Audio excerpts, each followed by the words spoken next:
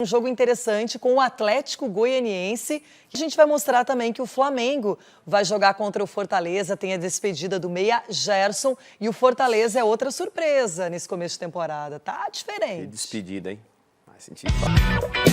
Maracanã, o clima é de despedida. O Flamengo recebe o Fortaleza e o volante Gerson vai fazer o último jogo com a camisa rubro-negra.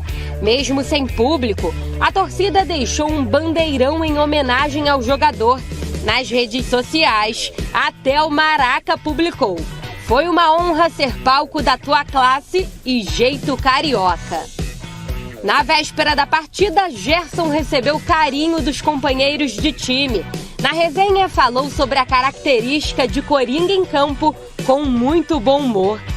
Só faltou zagueiro, lateral e goleiro, né? Diego Alves, às vezes, quando não pula no gol, aí...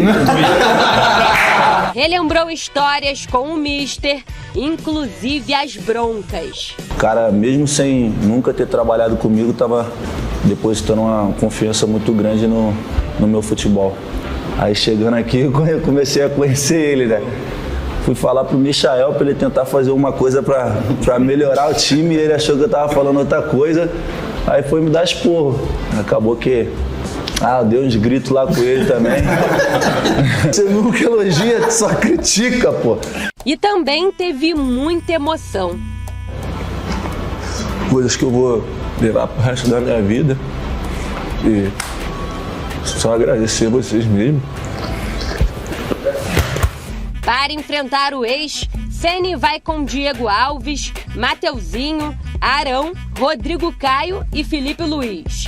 Diego, Gerson, Vitinho, Michael, Bruno Henrique e Pedro. A diretoria do Flamengo já pediu a liberação de Pedro das Olimpíadas. E Ceni conta com o atacante no time titular, enquanto Gabigol estiver com a seleção principal. Aí o Flamengo vai para o mercado, contrata o jogador perto de 13 milhões de euros e não vai contar com o jogador quando precisa? Sim, não tem sentido. Ixi, batata vai assar, hein? Eu sei que... Só que sabe uma coisa, Denilson? Quer levar para a Olimpíada, quer ficar com o jogador, paga. Eu fico... E não é obrigatório, não é data FIFA. Aí é aquela história, tem que conversar com o... Quem paga o salário? É o clube. É data FIFA? É obrigatório? Não é. Já liberou para amistosos? Já liberou para amistosos. Então, o jogador é aquela história, ele pode conversar com o clube, dizer que quer muito, aí é uma coisa interna que a gente não interfere. Mas o clube também tem o direito de não liberar, se não quiser, como o Palmeiras fez com o Everton. Tem o direito e provavelmente o Pedro deve ter falado, assim, a minha vontade é jogar uma Olimpíada, disputar umas Olimpíadas, mas a decisão está na mão do clube.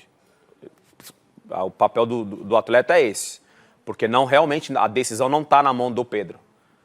Ainda mais a gente vendo a sonora do Brás, em relação à questão que pagaram nele, 13 milhões que ele falou ali, 13 milhões de euros, e aí você não vai contar com o cara a hora que realmente precisa, o Brás tem razão, a parte do clube tem razão. O problema é que, como não é data FIFA, e todas as vezes que chega esse momento, eu lembro do período que eu perdi umas Olimpíadas justamente por causa disso também, porque o Betis pediu para eu voltar. Eu vou falar o quê? Não volto, né? Então, assim, a minha vontade era jogar pela seleção, jogar as Olimpíadas, que foi o único campeonato, torneio, enfim, que eu não joguei pela seleção. Então, fica, assim, um sentimento ruim.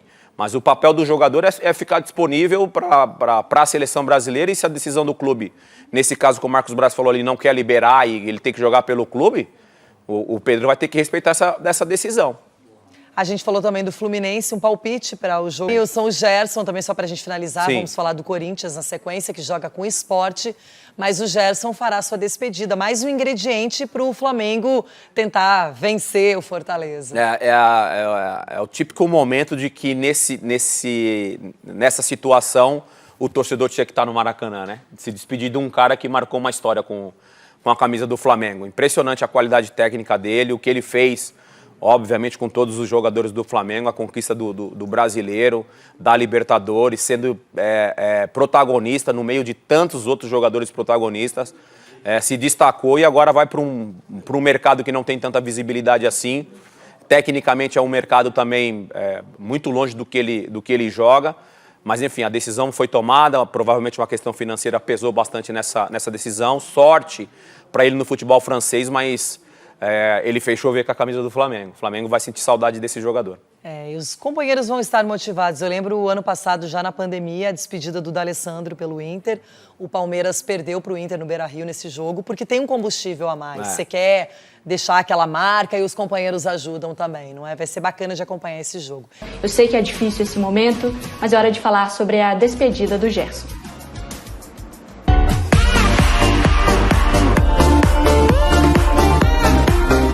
Faz o seguinte, pode me chamar de Coringa, jogo em todas as posições. E foi assim, com muito futebol, estilo, irreverência, vapo e um pouco de marra, que Gerson tomou conta do coração de todo torcedor do Flamengo. O volante conquistou os rubro-negros já na chegada, lá em julho de 2019. A contratação do jogador foi um pedido de Jorge Jesus. O técnico acreditou no potencial de Gerson e o escolheu como coringa do time. Primeiro volante, segundo volante, ponta, 10 clássico, não importa a posição. Gerson jogou em todas. Dono de uma técnica diferenciada, o jogador dominou o meio de campo do Flamengo e cresceu na mão do técnico português. Jorge Jesus mudou a carreira de Gerson. O Mister fez um esforço muito grande para mim estar aqui, né?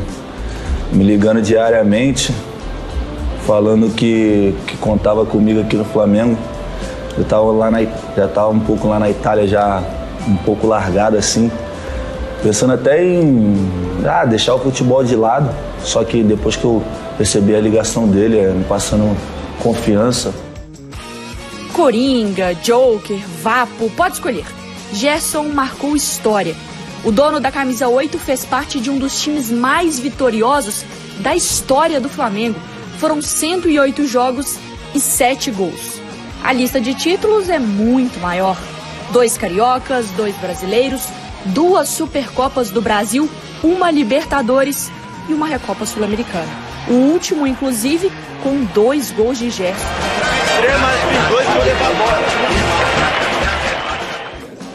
O jogador se despede da equipe nesta quarta-feira e vai deixar saudade. Achar um substituto não será uma missão fácil. Melhores volantes que eu já vi jogar, um dos melhores do mundo, nesse momento jogando no Brasil, não tenho dúvida. E o teu limite é o céu, é a Champions, é a seleção brasileira, é a Copa do Mundo. Então não para a ambição até o final, a gente vai sentir muita falta, não tem como te substituir, não tem, isso é um fato.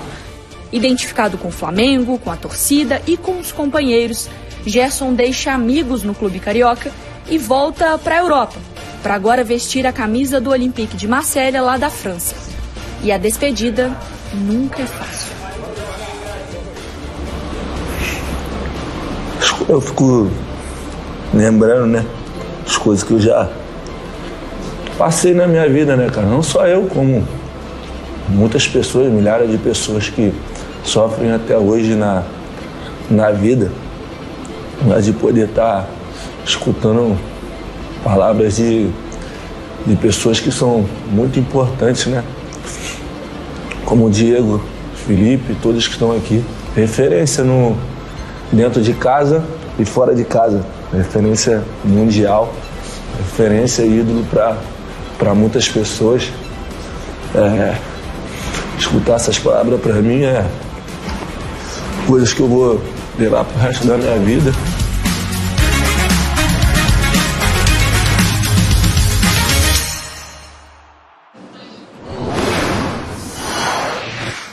O Gerson emocionado, é o torcedor do Flamengo de coração partido com o último dia do Coringa.